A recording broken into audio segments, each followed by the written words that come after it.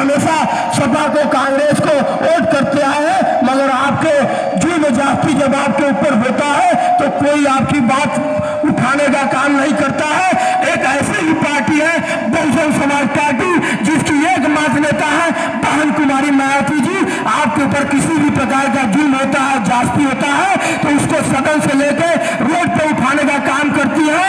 आप लोग एक बार बहुजन समाज पार्टी के प्रत्याशी अतहर जमाल लारी को विश्वास करते हुए इसलिए विश्वास करिए कि अजय राय जी जो है कांग्रेस के प्रत्याशी, वो भी भाजपा से चलकर आए हैं। आप लोग को वजन लगता है कि हमारा वोट सार्थक जाएगा, मगर मैं दावे के साथ कहता हूँ वोट चुनाव जीतने के बाद